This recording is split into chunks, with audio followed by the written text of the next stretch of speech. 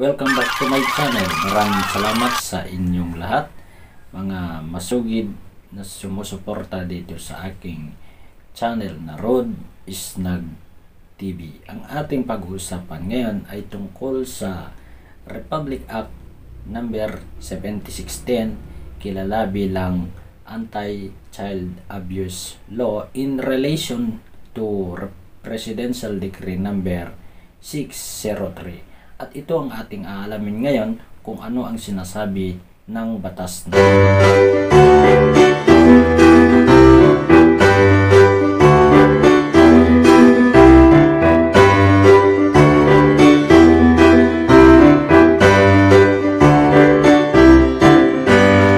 hindi lingid sa ating kaalaman na marami sa mga magulang sa ating kapanahonan ngayon, lahat ng gusto ng kanilang mga anak ay ibinibigay.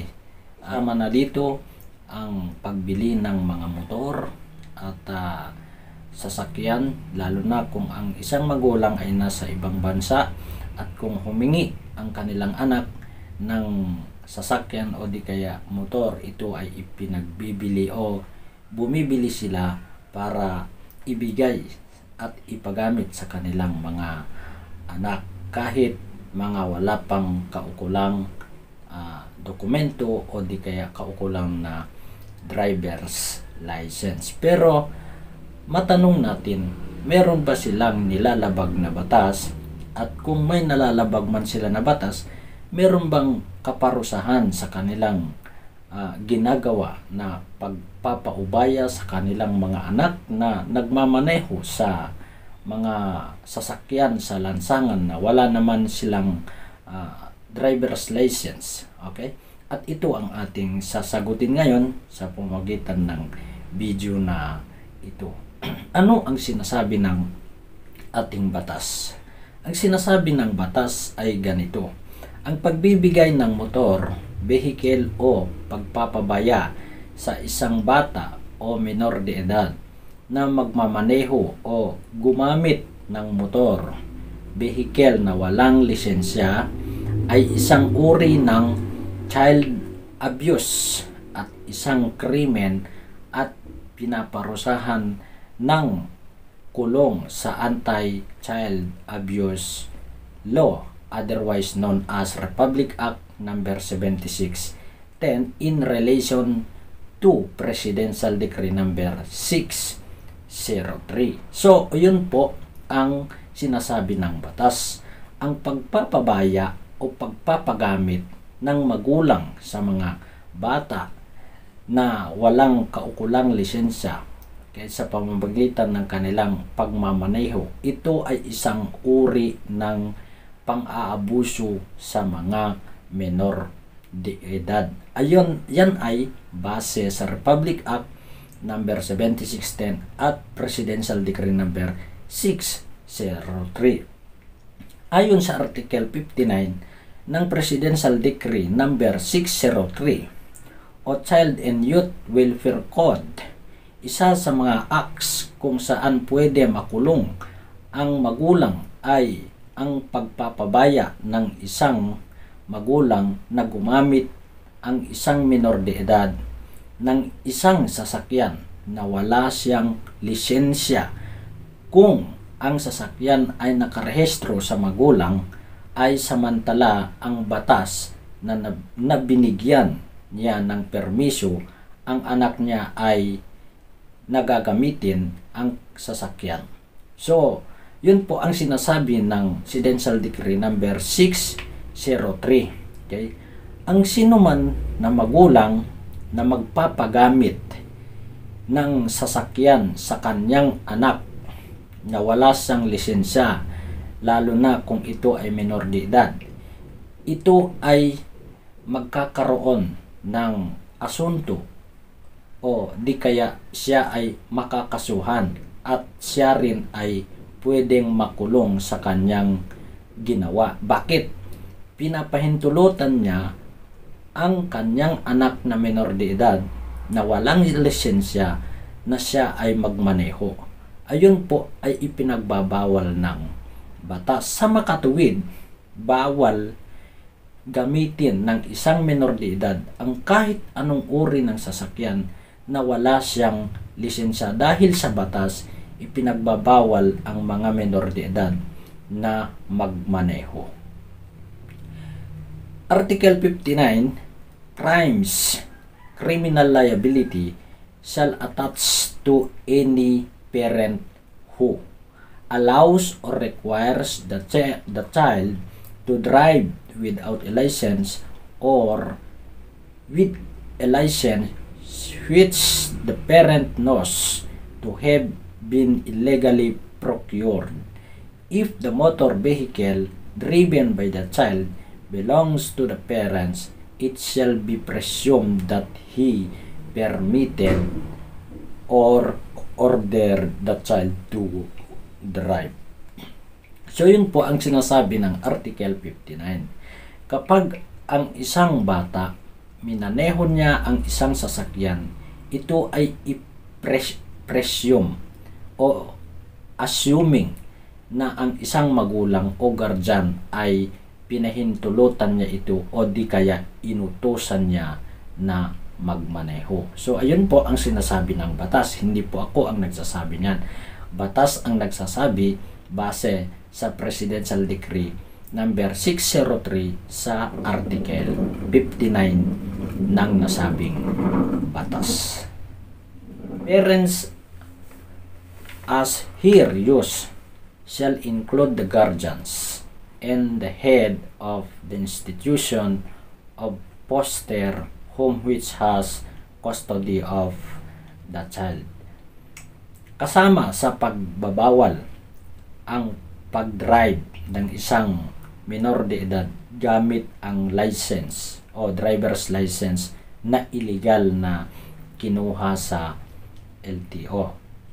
Hindi lingid sa ating mga kaalaman na merong mga nakukuha, nabibili na lisensya ngayon na kunwari ito ay galing sa LTO pero ito pala ay peke, hindi genuine. Ito ay isang halimbawa ng child abuse.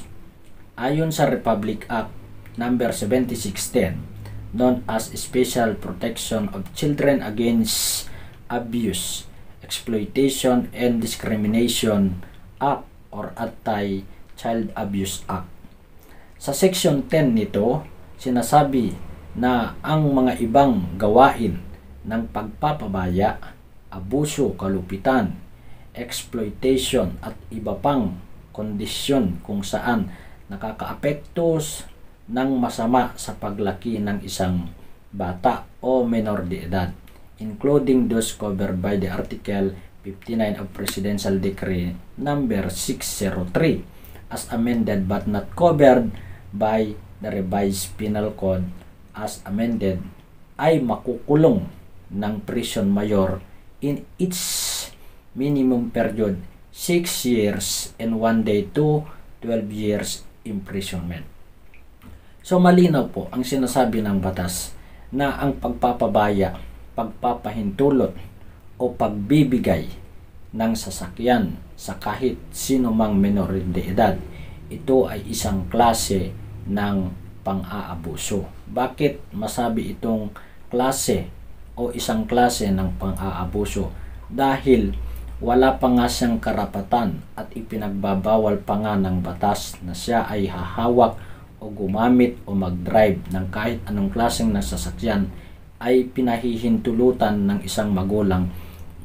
Ito ay isang klase ng pang-aabuso sa isang menor de edad at ito ay merong malaking epekto sa kanyang paglaki. So ayun po ang dahilan kung bakit masasabi na pang-aabuso ito sa mga bata ang pagpapagamit at pagpapabaya at pagbibigay ng sasakyan sa kanila dahil wala pa sila sa tamang edad at wala pa sila sa tamang oras para sila ay mag-drive at gagamit ng kahit anong uri ng sasakyan dahil yan ay pinagbabawal ng batas.